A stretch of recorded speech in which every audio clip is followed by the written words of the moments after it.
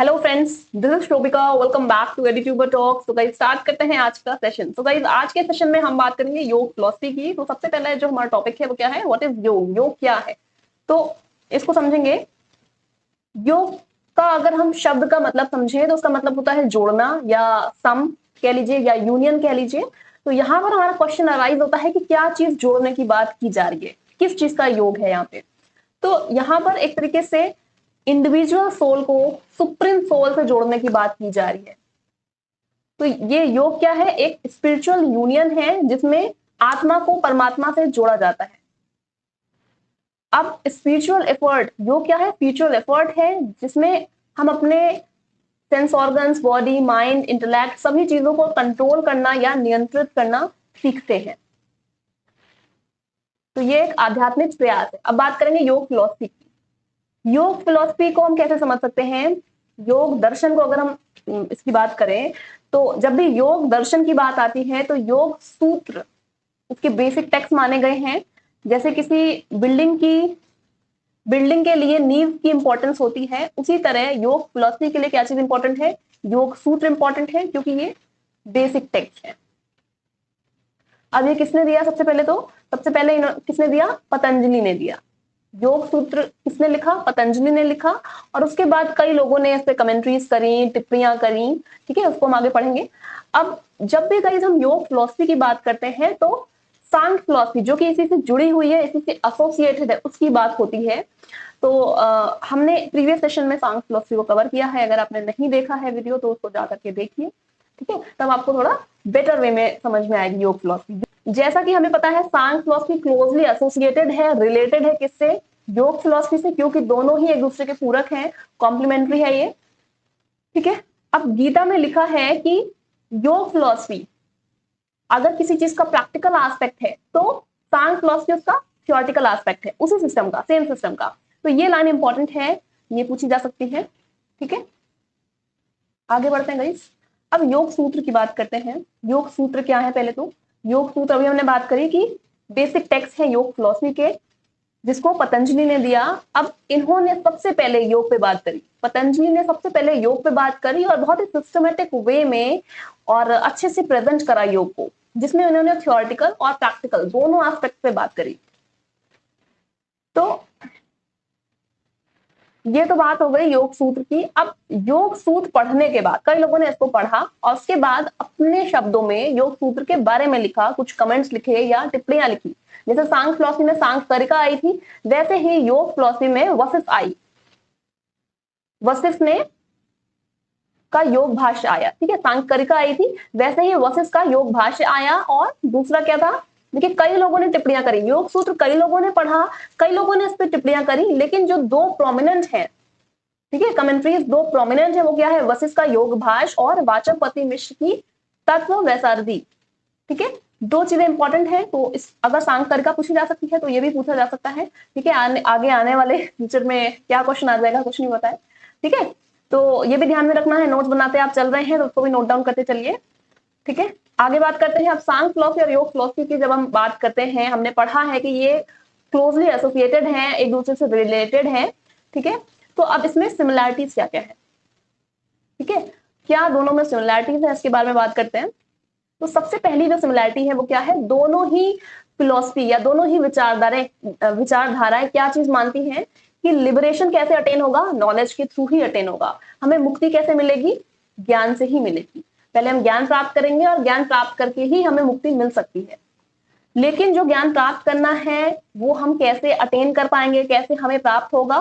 ठीक है, तो जरूरी है कि ज्ञान प्राप्त करने के लिए हमारा माइंड कंट्रोल हो, माइंड, सेंसेस, इंटेलेक्ट, सारी चीजों को एक तरीके से नियंत्रित करने की जरूरत है। ठीक है, दोनों ही फिलॉसफी इन दोनों चीजों की बात करती है। अब योग फिलॉसफी तीन प्रमाण की बात करती है, जिसको सांख्य फिलॉसफी भी एग्री करती है, मानती है। अब ये तीन प्रमाण है कौन कौन से। ठीक है, तो सबसे पहले तो परसेप्शन, दूसरा इन्फेरेंस, तीसरा वर्बल टेस्टिमोनी। ये तीन प्रमाण की बात करता है योग फिलॉसफी और सांख्य फिलॉसफी, दोनों ही इनकी बात करते हैं। तो परसेप्शन की अगर हम बात करें तो परसेप्शन क्या है, जो भी नॉलेज हमें सेंस ऑर्गन से मिलती है, जो भी चीजें हम देखते हैं हमें पता चलती हैं, वो परसेप्शंस हैं, और जो भी हमसे बात होती है या कोई बात करता है या किसी बात से हम कंक्लूजन निकालते हैं, वो क्या है, हमारा इन्फ्रेंस है, अनुमान है, ठीक है। और नेक्स्ट क्या है आपका, लास्ट वन क्या है, वर्बल टेस्टिमनी, मौखिक गवाही।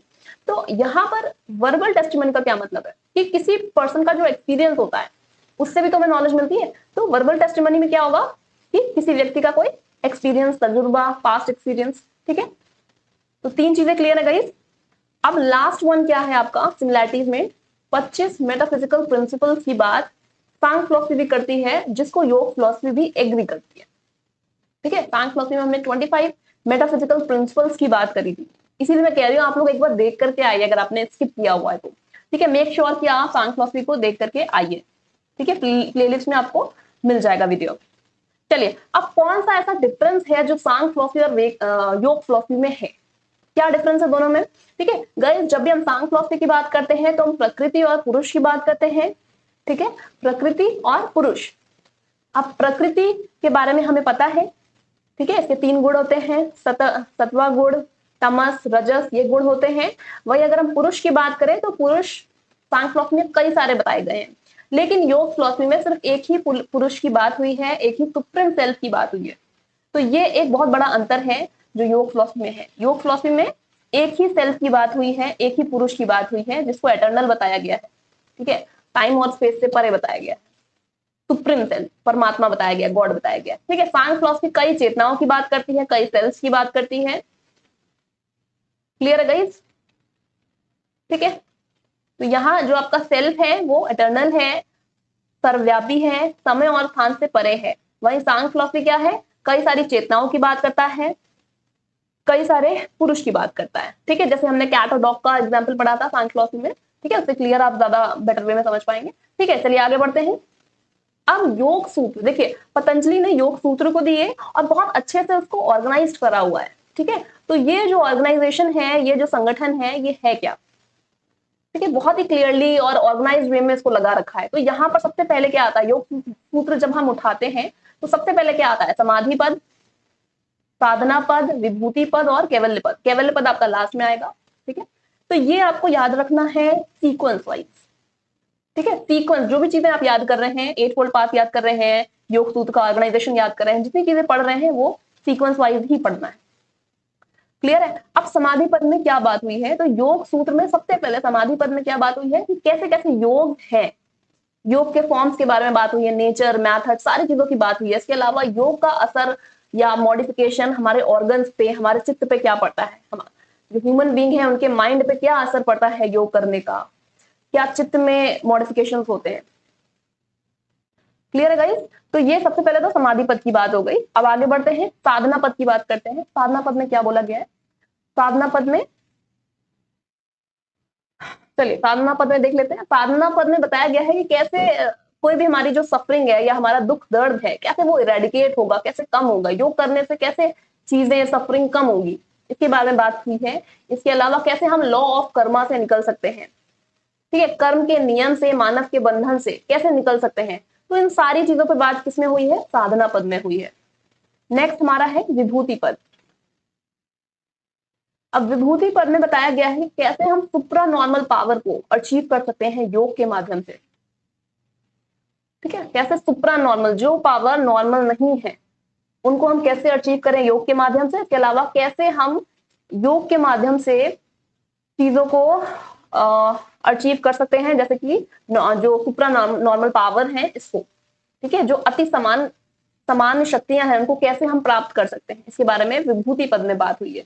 वही अगर हम कैवल्य पद की बात करें तो कैवल्य का क्या मतलब होता है, पहले तो आपको कैवल्य का मतलब पता होना चाहिए, डिटैचमेंट, ठीक है, कैसे हमें मुक्ति मिल सकती है।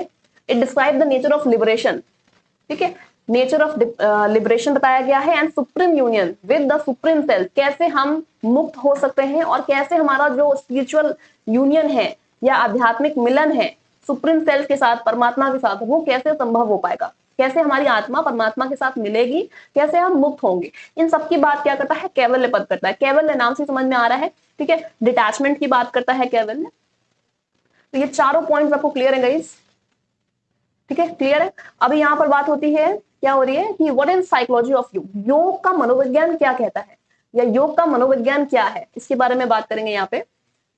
ठीक है, तो योग के मनोविज्ञान में सबसे इंपॉर्टेंट जो चीज है वो क्या है, चित्त। चित्त को सबसे ज्यादा इंपॉर्टेंट एलिमेंट बताया गया है। चित्त होता क्या है, मन बुद्धि अहंकार। चित्त में 3 कंपोनेंट होते हैं, मन बुद्धि और अहंकार, जिसको हम इंटेलेक्ट, ईगो और माइंड भी कहते हैं। ठीक है, तो सबसे पहले जब फर्स्ट मॉडिफिकेशन होता है प्रकृति का, उसमें सत्वा गुण डोमिनेट करता है। जैसे प्रकृति के हमने सांख्य फिलॉसफी में 3 गुण पढ़े हैं। ठीक है, 3 गुण पढ़े हैं, सत्वा, रजस और तमस। 3 चीजें होती हैं, हर चीज में 3 चीजें होती है। दुनिया में कोई भी चीज है उसमें 3 चीजें होंगी ही होंगी, तमस, रजस और सतोगुण। ठीक है, तो सबसे पहला जो मॉडिफिकेशन होता है प्रकृति में, उसमें सत्वा गुण डोमिनेट करता है। ठीक है, अब जो भी चीजें इट इज, अब चित्त जो है, ठीक है, जैसे जैसे it is a material by nature. चित्त क्या है, मटेरियल बाय नेचर है। ठीक है, जैसे जैसे पुरुष इसके क्लोज आता है, पास आता है, इसके अंदर कॉन्शियसनेस आ जाती है। अब जैसे इसके अंदर कॉन्शियसनेस आ जाती है, तो दुनिया में कोई भी चीज जब ये देखता है या उससे रिलेट करता है, तो उसके फॉर्म को इमेजिन करता है। चित्त के सामने, चित्त को जैसे ही कॉन्शियसनेस मिल गई ना, चित्त के सामने कोई भी चीज आती है, ठीक है, वो उसका अपने अंदर आकार बना लेता है। क्लियर है गाइस, इतना क्लियर है? चित्त मतलब क्या होता है, मन बुद्धि अहंकार। ठीक है, अब चित्त के सामने, चित्त के अंदर कॉन्शियसनेस आ गई पुरुष की वजह से। ठीक है, अब चित्त के सामने कोई भी चीज आ रही है तो वो उसका आकार बना ले रहा है। आगे बात करते हैं। आप इसी, ये जो काम चित्त कर रहा है, इसी को हम क्या कहते हैं, मॉडिफिकेशन। क्योंकि चित्त के अंदर मॉडिफिकेशन हो रहे हैं। क्यों? क्योंकि वो जैसे ही किसी चीज को देख रहा है, ऑब्जेक्ट को देख रहा है, अपने अंदर मॉडिफिकेशन कर रहा है। यानी गाइस, जब भी वृत्ति की बात होगी, अभी स्लाइड्स में जब भी हम वृत्ति की बात करेंगे, आपको समझना है मॉडिफिकेशन या संशोधन, परिवर्तन। क्लियर है गाइस, कंफ्यूज नहीं होना है। आगे बढ़ते हैं, चलिए। अब जैसे जैसे चित्त में मॉडिफिकेशन होता है, ठीक है, वैसे वैसे क्या होता है, सेल्फ, सेल्फ जो है वर्ल्ड के ऑब्जेक्ट को रियलाइज करती है। यानी कि देखिए, चित्त क्या है, एक तरीके से मन बुद्धि अहंकार है। चित्त के सामने कोई भी चीज जब आती है, जैसे आपके सामने कोई चीज आती है, या तो आप उसको पहचान लेते हैं, पहचानने के बाद आपके अंदर थोड़े मॉडिफिकेशन होते हैं दिमाग में कि अच्छा हाँ ये चीज भी होती है। ठीक है, और नहीं पहचानते हैं तब भी आपके अंदर एक कॉन्सेप्ट आ जाता है कि हाँ ये चीज है। ठीक है, तो जैसे जैसे चित्त को चीजें मिलती हैं, वर्ल्डली ऑब्जेक्ट्स मिलते हैं, वो उससे क्या करने लगता है, बॉन्ड बनाने लगता है। ठीक है, बॉन्ड बनाने लगता है, जुड़ने लगता है, एसोसिएशन फील करने लगता है। जैसे जैसे हमें चीजें मिलती जाती हैं, हम उससे एक बंधन बनाते चले जाते हैं। तो ह्यूमन बॉन्ड, ह्यूमन क्या करते हैं, बॉन्ड बनाने लगते हैं। ठीक है, आप बॉन्ड बनाते हैं और चित्त अपने आप को परिवर्तित करता है या मॉडिफाई होता है चित्त। तो योग का में क्या करना है एक्चुअल में, हमें इन्हीं बॉन्ड से मुक्त होना है, जो बंधन है ना, उनसे मुक्त होना है, और चित्त के मॉडिफिकेशन को कंट्रोल करना है कि चित्त जो है बहुत ज्यादा मॉडिफाई ना हो, बार बार मॉडिफिकेशन ना हो चित्त में। अब कोई भी person, one can control the modification of चित्त। एक इंसान अपने चित्त के मॉडिफिकेशन को कंट्रोल कर सकता है। कैसे? अगर वो योग को प्रैक्टिस कर रहा है कंटिन्यूअस मैनर में, तो वो अपने चित्त के मॉडिफिकेशन को कंट्रोल कर सकता है। तो पतंजलि ने डिफाइन किया है योग को कि किस लिए, as a cessation of the modification of chitta. यानी पतंजलि ने योग के बारे में बताया है कि कैसे योग करके आप अपने चित्त के मॉडिफिकेशन को या संशोधन को रोक सकते हैं। तो this was the all about psychology of yoga. ठीक है, योग का मनोविज्ञान ओवरऑल ये बताता है कैसे हम चित्त के मॉडिफिकेशन को रोक सकते हैं। अच्छा, एक क्वेश्चन अराइज हो रहा है कि हम चित्त के मॉडिफिकेशन को रोकना क्यों चाह रहे हैं? ठीक है, क्यों रोकना चाह रहे हैं? क्योंकि चित्त, ह्यूमन बीइंग क्या कर रहे हैं, बॉन्ड बना ले रहे हैं हर चीज से। ठीक है, और बंधनों में बंध जा रहे हैं। ठीक है, और चित्त मॉडिफाई भी हो रहा है। तो आत्मा क्या चाहती है, आत्मा परमात्मा से मिलना चाहती है, तो उसके लिए उसको बंधनों से निकलना पड़ेगा, फ्री सोल बनना पड़ेगा, तभी तो निकल पाएगी। तो हमें क्या है, मॉडिफिकेशन ऑफ चित्त को रोकना है, जो बॉन्ड ह्यूमन बीइंग बना रहे हैं इसको रोकना है, ताकि फ्री सोल निकल के परमात्मा के पास जाकर के मिले, यूनियन बनाए, फ्यूचर यूनियन हो पाए। ठीक है, आगे बात करते हैं। अब चित्त, चित्त का मतलब क्या है, मन बुद्धि अहंकार। अब इसके स्टेजेस क्या है, इसके चरण क्या है, इस पे बात करते हैं। क्लियर है गाइस? चलिए चित्त के चरण पे बात करते हैं। अब चित्त के यहाँ पर क्या दिए हैं, 5 चरण दिए हैं, 5 स्टेजेस दिए हैं, जिसको हम चित्त भूमि कहते हैं। ये टर्म इंपॉर्टेंट है, चित्त भूमि। तो सबसे पहला क्या है, सिप्ता, फिर मुधा, और फिर विक्षिप्त, एकाग्र और निरुद्ध। लास्ट वन क्या है, निरुद्ध। तो क्षिप्ता में क्या है, सिप्ता में क्या है, कोई भी पर्सन का, किसी भी पर्सन का ऐसा चित्त जो बहुत ज्यादा डिस्ट्रीब्यूटेड है, बहुत ज्यादा चीजों से अटैच हो गया है या वर्ल्डली ऑब्जेक्ट से कनेक्ट हो गया है। ठीक है, जैसे कोई नशे में धुत व्यक्ति होता है ना, सत्ता और नशे में धुत व्यक्ति, ऐसे लोगों का जो चित्त होता है उसके बारे में बात हो रही है कि सांसारिक जो वस्तुएं हैं, चीजें हैं, उनसे बहुत ज्यादा अटैच है। ठीक है, ये जनरल लोगों का, जनरल पीपल का जो चित्त होता है, उनका चित्त कैसा होगा, सिप्त, इसी तरह होगा। ठीक है, जिनको सारी चीजें चाहिए। तो जनरली लोगों का जो चित्त होता है वो यही होता है कि लोग बहुत डिस्ट्रीब्यूटेड हैं, अटैच हैं चीजों से, अपने घर से, अपने घर के सामान से, वर्ल्डली ऑब्जेक्ट से, ठीक है, हर चीज से। तो ये जनरल पीपल का चित्त होगा। नेक्स्ट है मुधा। मुधा ऐसे लोगों का चित्त होता है जो लोग बहुत ज्यादा लेजीनेस जिनमें होती है, तमस डोमिनेट जहां करता है। ठीक है, ऐसे लोग जो शराब के नशे में हमेशा रहते हैं, ठीक है, सोते रहते हैं, लेजी हैं एकदम, जिंदगी में कुछ करना नहीं चाहते। ठीक है, ये एक तरीके से लोएस्ट लेवल है चित्त का। चित्त का क्या है, लोएस्ट लेवल है। इसमें तमस सबसे ऊपर होता है, तमस सब पे हावी होता है, रजस और सत्वा पे। ठीक है, क्लियर है गाइस? आगे बढ़ते हैं। अब विक्षिप्त, नेक्स्ट क्या है, थर्ड ऑप्शन क्या है, विक्षिप्त। अब विक्षिप्त में क्या है कि सत्वा गुण डोमिनेट करता है, सत्वा गुण डोमिनेट करता है। इसमें क्या है कि एक तरीके से आपने योग करना शुरू किया है, प्रैक्टिस करना शुरू किया है। ये एक ऐसी स्टेज है जहां आप योग करना, ध्यान लगाना शुरू करते हैं, तो टेम्पररी क्या है, चीजें बेटर होने लगती हैं। क्लियर है? अब चित्त क्या है, चाह रहा है कि वो भगवान को प्राप्त कर ले, सुप्रीम सोल को प्राप्त कर ले। तो due to sattva dominate, it is found that temporary ceasing. अब जब आपने शुरू शुरू में योग स्टार्ट किया है तो एकदम से तो नहीं होगा कि चित्त में मॉडिफिकेशन ना हो, संशोधन ना हो। तो थोड़ा थोड़ा क्या है, मॉडिफिकेशन रुक रहा है, आपको बेटर फील होने लगता है। ठीक है, विक्षिप्त। अब नेक्स्ट क्या है आपका, एकाग्र। ये जो लास्ट की दो स्टेजेस है योग के लिए इंपॉर्टेंट है। ठीक है, एकाग्र। फाइनल क्या है, निरुद्ध। निरुद्ध में आपका जो एक तरीके से मॉडिफिकेशन है वो बिल्कुल रुक जाता है। एकाग्र और ये फोर्थ और फिफ्थ दोनों ही इंपॉर्टेंट है किसके लिए, योग के लिए। अब यहां पर क्या है, चित्त फिक्स हो जाता है।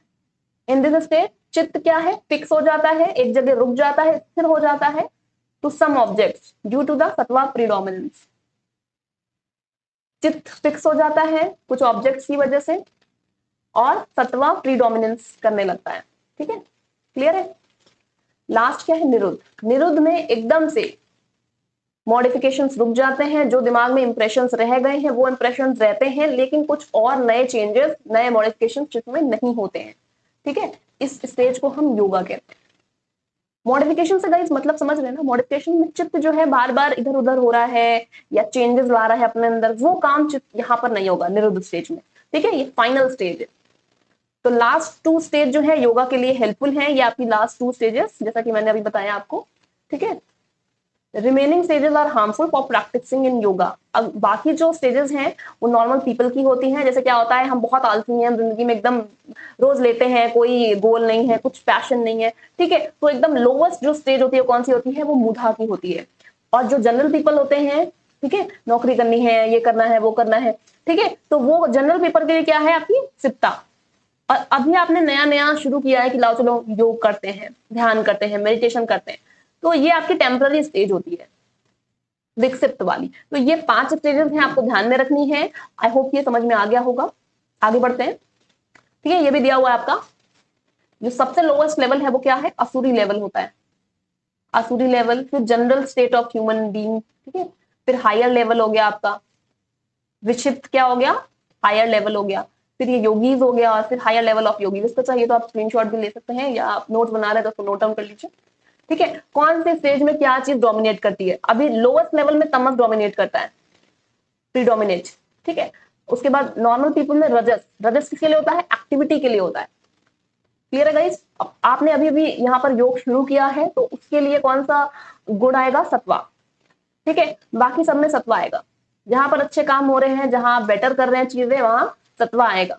जहां नॉर्मल काम कर रहे हैं वहां रजस आएगा। जहां एकदम बिलो एवरेज कर रहे हैं वहां पर क्या आएगा, तमस आएगा। क्लियर है गाइस?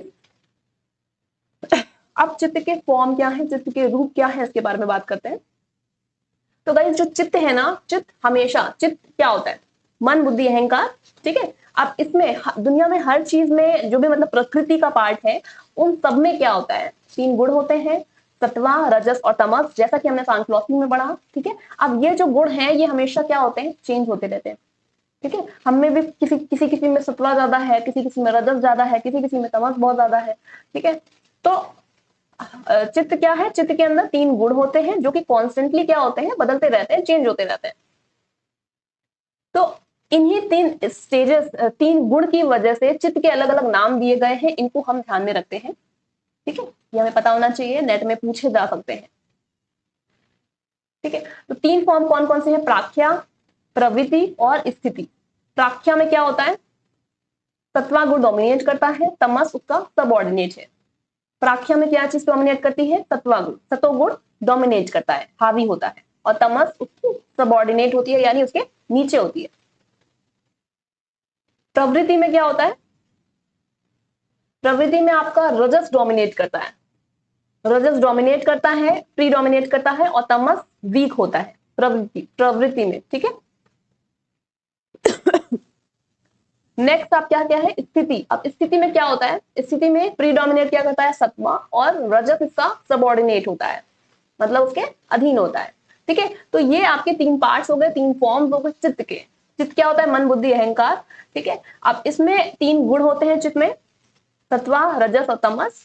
अब ये कॉन्स्टेंटली ऊपर नीचे होता है, चेंज होता रहता है। तो चेंजेस के अकॉर्डिंग जब सत्वा गुण डोमिनेट करता है और तमस उसके नीचे होता है तो प्राख्या गुण हो जाता है। प्रवृत्ति कब होता है, जब रजस प्री डोमिनेट करता है और तमस कमजोर पड़ जाता है, ठीक है, तो प्रवृत्ति हो जाता है। And the last one is स्थिति। स्थिति कब होता है, जब सत्वा गुण प्री डोमिनेट करता है और रजस उसका सबऑर्डिनेट हो जाता है। क्लियर है गाइस? फॉर्म्स ऑफ चित्त में तो कोई प्रॉब्लम नहीं है, ठीक है। अब मॉडिफिकेशन ऑफ चित्त की बात करते हैं कि कैसे चित्त में संशोधन होते हैं, ठीक है। देखिए, संशोधन को हमने वृत्ति बोला है, तो इसको हम चित्त वृत्ति भी बोलते हैं।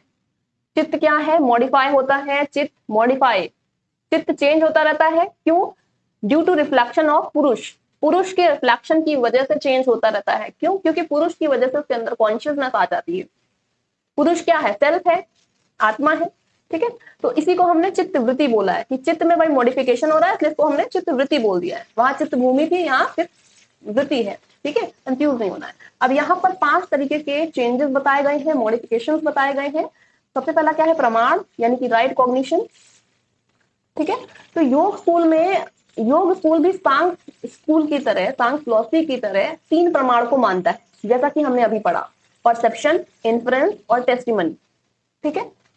तो परसेप्शन में क्या होता है कि चित्त क्या है, जैसे जैसे सेंस ऑर्गन्स की मदद से चीजों को देखता है, समझता है, अपने अंदर क्या करता है, चेंजेस करता है, मॉडिफिकेशन करता है, अब उसकी फॉर्म को एज्यूम करता है। जैसे जैसे दुनिया में हम चीजों को देखते हैं वैसे वैसे उसकी फॉर्म हमारे दिमाग में भी तो आ जाती है ना। तो चित्त क्या करता है, चित्त यही करता है, परसेप्शन की वजह से, सेंस ऑर्गन्स की वजह से चीजों को देखता है और उसकी फॉर्म को अपने दिमाग में एज्यूम करता है।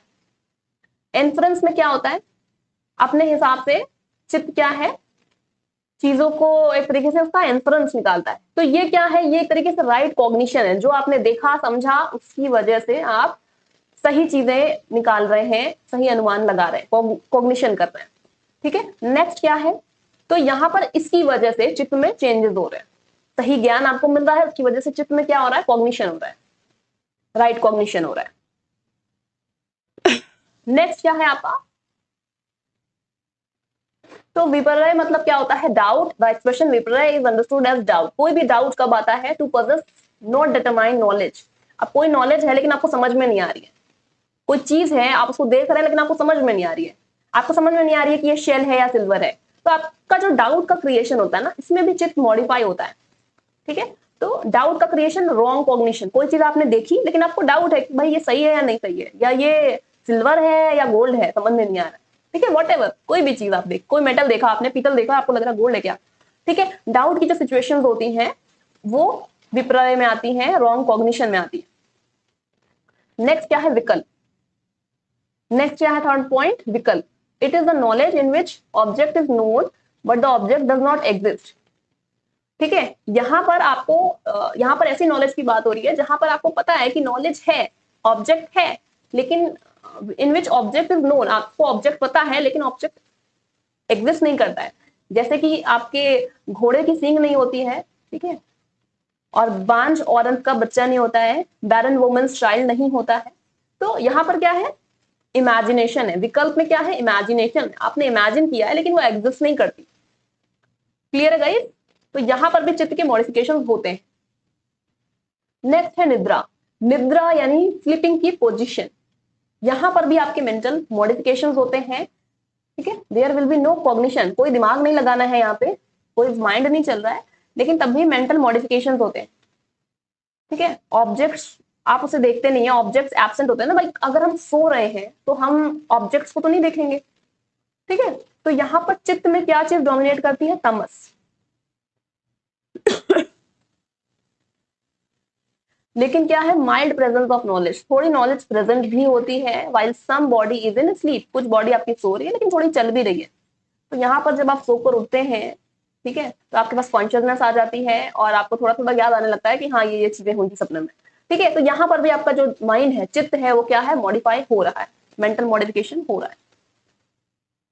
And the last one is Smriti, memory. Memory क्या है आपकी, जो भी रिकैपिचुलेशन हुआ है या पास्ट एक्सपीरियंसेस आपने देखे हैं वो सारी रिकलेक्ट होती है। ठीक है, कलेक्शन ऑफ पास्ट एक्सपीरियंसेस। स्मृति क्या है, मेमोरी क्या है, जो आपने पहले चीजें फेस करी हैं, जो भी आपके एक्सपीरियंसेस रहे हैं उसको आपने एक तरीके से कलेक्ट कर रखा है। Recapitulation is possible through our impression. अब क्या है, कोई भी हमारे पास मेमोरी होती है ना पहले की, अगर हमें कोई बात याद है तो कैसे याद है, क्योंकि उसकी इंप्रेशन हमारे माइंड पे पड़े हुए हैं।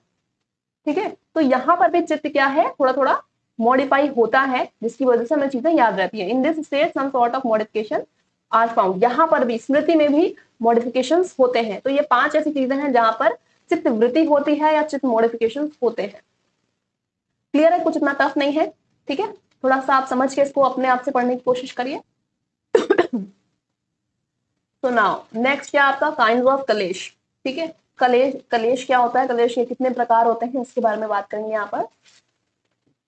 तो we human beings suffer because of modification of chitta. हम ह्यूमन बीइंग्स किस वजह से दुखों का सामना करते हैं, क्योंकि हमारे चित्त में संशोधन होते हैं, चेंजेस होते हैं, और इसी को योग फिलॉसफी में क्या बोला गया है, कलेश बोला गया है। और ये जो कलेश है कितने प्रकार के बताए गए हैं, 5 प्रकार के बताए गए। आप लोग भी सोच रहे होंगे ना सब कुछ 5 ही प्रकार का है यहाँ पे। ठीक है, एनीवेज यहाँ पर 5 टाइप्स के ही हैं। तो several causes responsible for the disturbance. अब कुछ चीजें हैं जो कि रिस्पॉन्सिबल होती हैं, हमारे चित्त में डिस्टर्बेंस क्रिएट कर देती हैं। ठीक है, चित्त क्लियर है ना, मन बुद्धि अहंकार। अब मन बुद्धि अहंकार को जो कलेक्शन है वो क्या है, चित्त है। कुछ चीजों की वजह से चित्त में डिस्टर्बेंस क्रिएट होता है। अब वो क्या चीजें हैं, जैसे कि हम चीजों से अटैच हो जाते हैं, attachment with objects of the world, world के, दुनिया के ऑब्जेक्ट्स जो होते हैं उनसे अटैच हो जाते हैं। Cognising the object wrongly, inactivity, doubt, carelessness. ठीक है, बहुत सारी चीजें हैं जिनकी वजह से हम क्या होते हैं, अटैच हो जाते हैं, या समटाइम्स हम कोई एक्टिविटी नहीं कर रहे हैं, इनएक्टिविटी कर रहे हैं, केयरलेसनेस है। तो इन सब की वजह से हम क्या है, क्लेश में फंस जाते हैं, क्योंकि हमें दुखों का सामना करना पड़ता है। These causes arise because चित्त imagine itself as the agent। अब ये सब चीजें क्यों होती हैं, क्योंकि चित्त अपने आप को समझता है कि वो इंजॉयर है। चित्त के अंदर कॉन्शियसनेस आ गई पुरुष की वजह से, अब चित्त भूल गया है अपने बारे में। ठीक है, उसको लग रहा है कि चीजें एंजॉय करने के लिए वो आया है।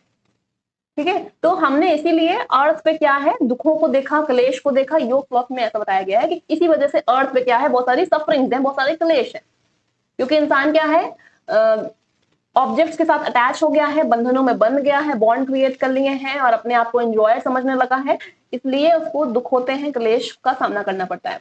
अब ये क्लेश 5 तरीके के बताए गए हैं। सबसे पहले क्या है, अविद्या। अविद्या में क्या है, अविद्या कब होती है, when we cognising the self as non eternal. जब हमें लगता है कि जो हमारी सेल्फ है, हमारी आत्मा है, वो क्या है, नॉन इटर्नल है और मटीरियल है। हमारी आत्मा क्या है, सेल्फ, पुरुष, चेतना, चेतना है ना।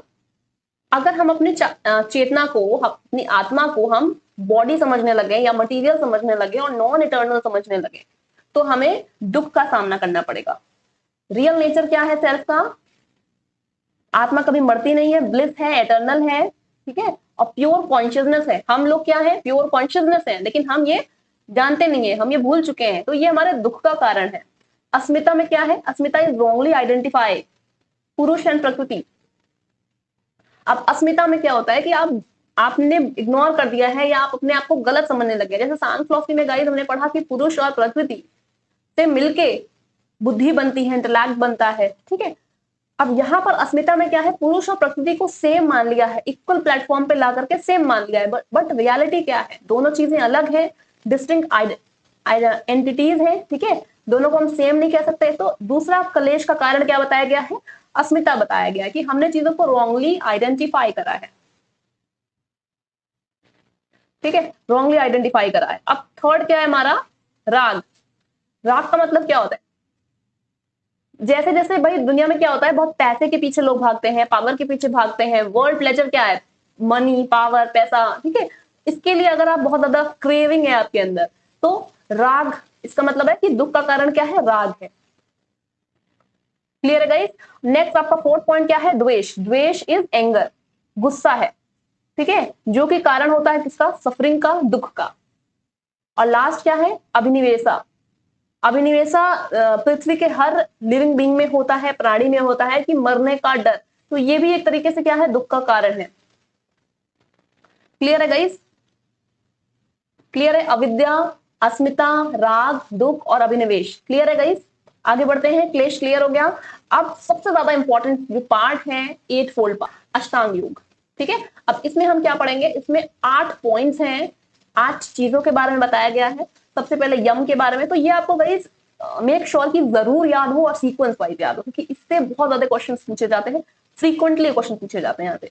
पहला आपका क्या है? यम। यम, नियम, आसन, ठीक है। कैसे याद करना है? यम, नियम, आसन, सीक्वेंस और थोड़ा सा लय में इसको ध्यान रख सकते हैं। यम, नियम, आसन, प्राणायाम, प्रत्याहार, धारणा, ध्यान और समाधि। तो ये आपके 8 पॉइंट्स हैं, ये आपको सीक्वेंस वाइज याद करना है, इससे क्वेश्चन पूछे जाते हैं। जैसे यम का क्या मतलब है?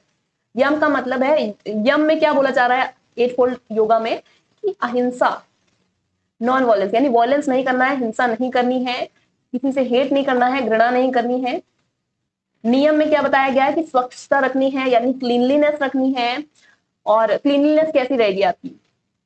आंतरिक भी रहेगी, इंटरनल और एक्सटर्नल। अंदर से भी हम बॉडी को क्लीन रखेंगे और बाहर से भी क्लीन रखेंगे, नाखून काटेंगे, नहाएंगे, शौच करेंगे, मतलब आपके यम और नियम, ठीक है। आपको धार्मिक ग्रंथ पढ़ना है, तो ये सब नियम में बताए गए हैं। नेक्स्ट क्या है आपका? आसन। अलग अलग पोस्चर के बारे में योग में बताया गया है।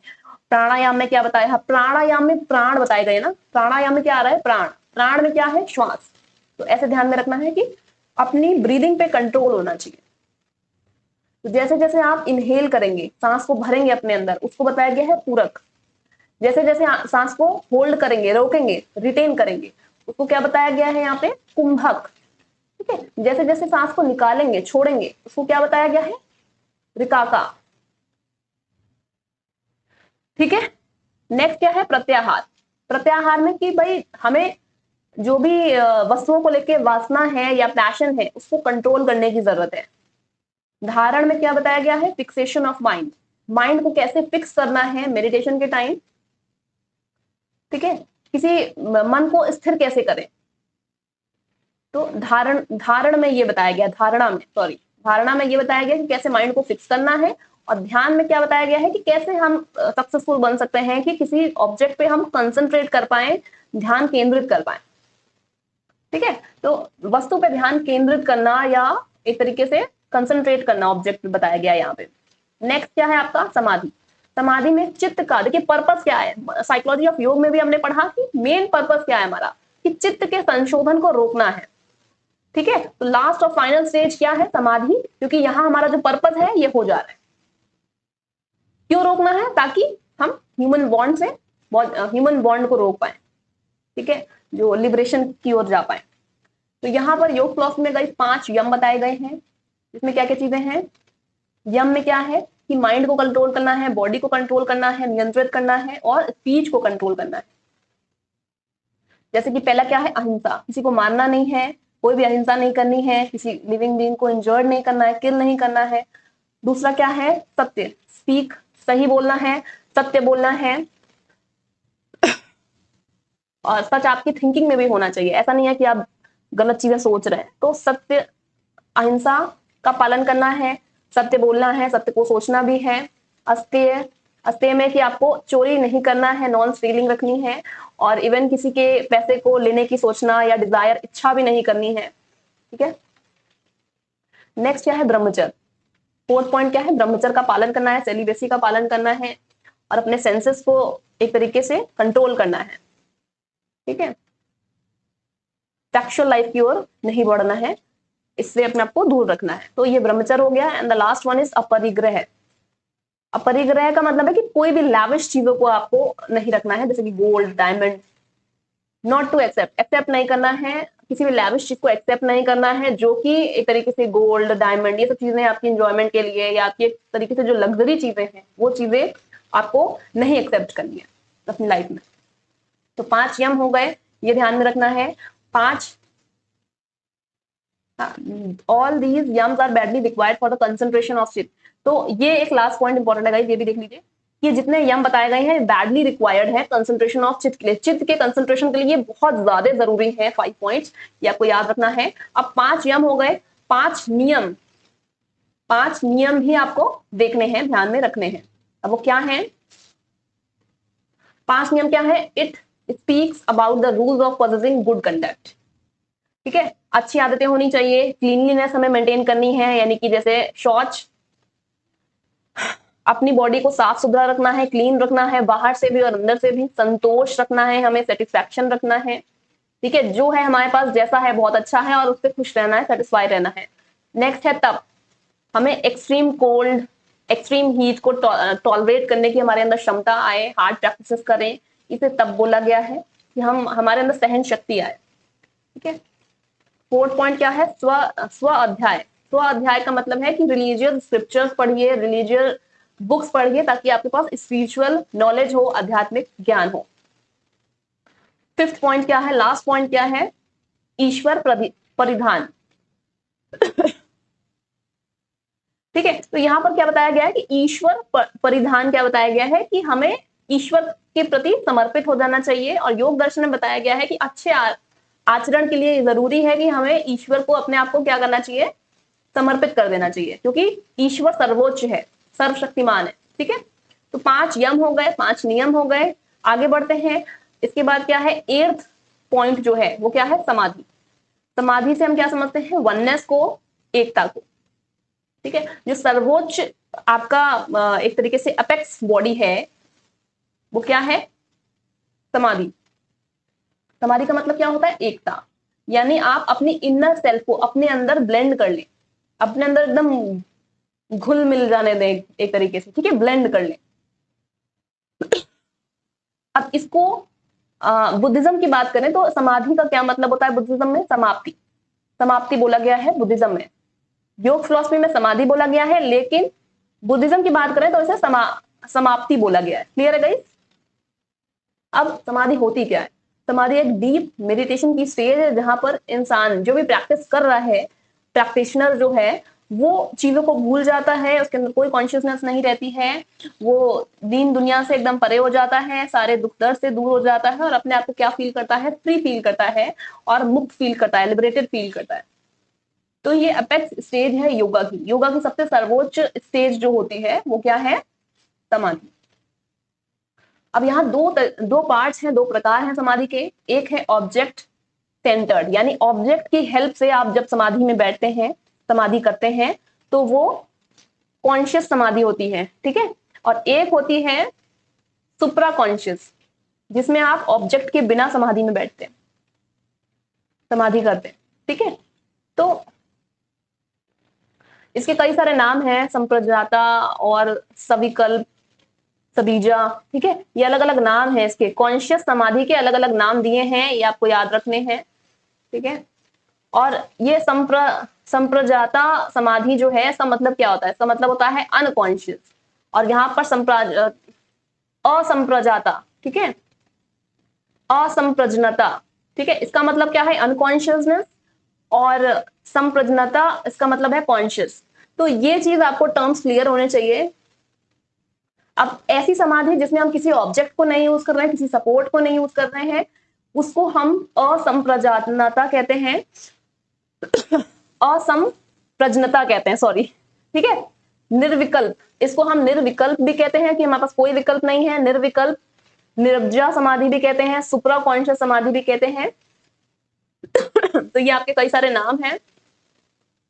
अब यहाँ पर जिसमें हम ऑब्जेक्ट को नहीं यूज कर रहे हैं उसमें हम क्या करते हैं, मेडिटेशन करते हैं, किसी भी ऑब्जेक्ट को, किसी भी सपोर्ट को नहीं यूज करते हैं, और माइंड जो है उसमें थॉट एकदम बंद हो जाते हैं, ठीक है। आप समाधि में बैठे हैं,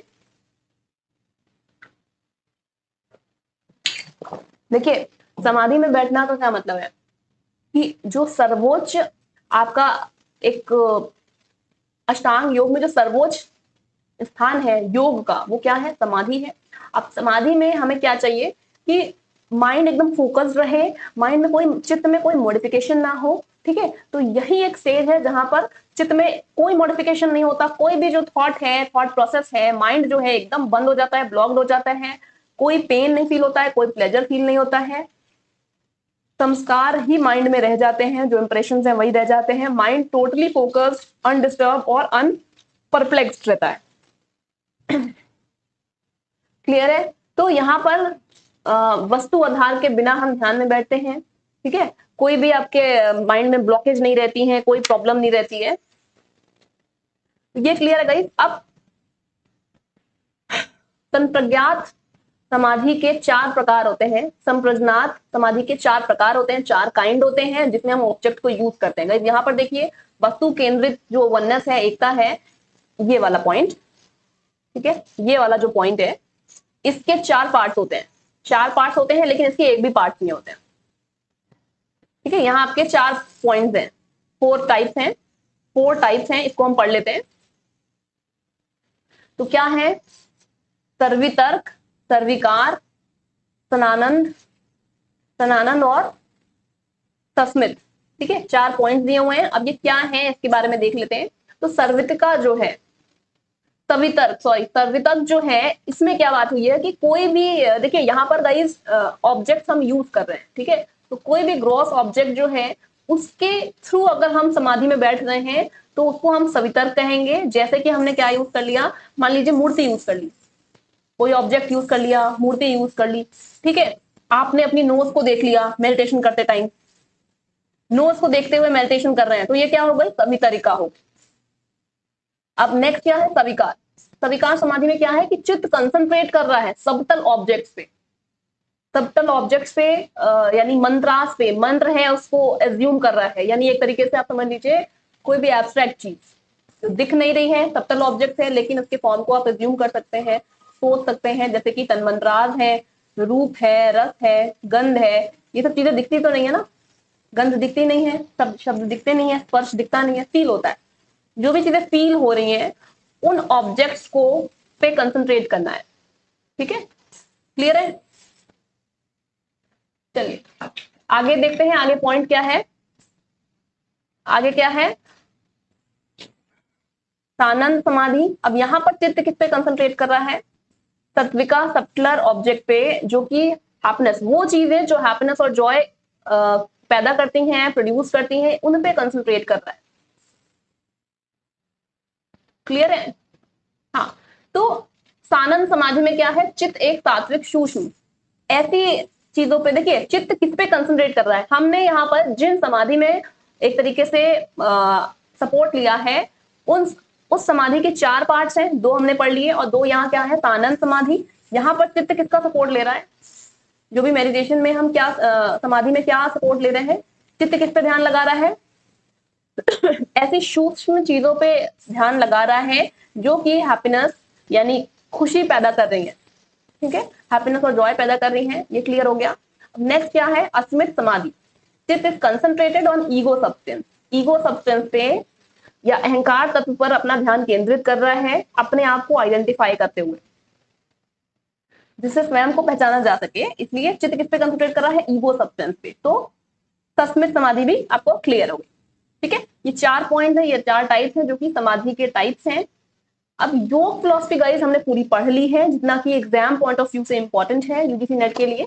ठीक है, एक बार लास्ट योग फिलॉसफी क्या क्या चीजें मानती है इसको देख लेते हैं। तो योग फिलॉसफी में क्या क्या चीजें बताई गई हैं कि जो भगवान है, गॉड है, वो ईश्वर, उनको ईश्वर बोला गया है। गॉड को क्या बोला गया है? ईश्वर बोला गया है। इन्हीं को क्रिएटर बताया गया है यूनिवर्स का। ये इटर्नल है, शाश्वत है और सर्वव्यापी है और लिबरेशन या मुक्ति से फ्री है। अब कोई भी व्यक्ति है या जीव है, उसको अगर मुक्ति चाहिए तो इन अजीव और इंडिविजुअल सीक्स लिबरेशन। कोई भी व्यक्ति है या जीव है जिसे लिबरेशन चाहिए, उसको कर्मिक चेन की या इन्फ्लुएंस की वजह से मुक्ति मिलती है। कर्मिक चेन की वजह से मुक्ति मिलती है। और जो भगवान है वो क्या है? कर्मिक चेन से, कर्म की चेन से, कर्म की श्रृंखला से परे है या एक तरीके से उससे बाहर है। भगवान सर्वशक्तिमान है, परोपकारी है और किसी के जीवन का सार है। ठीक है, अब जो लोग योग फिलॉसफी की अगर हम बात करें तो योग फिलॉसफी में लिबरेशन जो है या मुक्ति जो है उसको हम कैवल्य कहते हैं, डिटैचमेंट कहते हैं। ठीक है, और जो लोग चाहते हैं and the aspirant to attain, जो भी एस्पिरेंट अटेन करना चाहते हैं किसको? लिबरेशन को, उनको हम केवली बोलते हैं। ये चीजें पॉइंट्स याद रखनी है, इंपॉर्टेंट पॉइंट्स हैं। ठीक है, एक तरीके से कंक्लूजन है इसका पूरा। तो इच्छुक, जो भी लोग इच्छुक होते हैं उनको केवली कहा जाता है। अब योग फिलॉसफी को हम यहाँ पर यूजीसी नेट में क्यों पढ़ रहे हैं, या एक तरीके से मोटो क्या है इसका, ठीक है, कैसे हम एजुकेशन में देख सकते हैं आज की। तो हमारा जो एक तरीके से एम है एजुकेशन का, वो क्या है?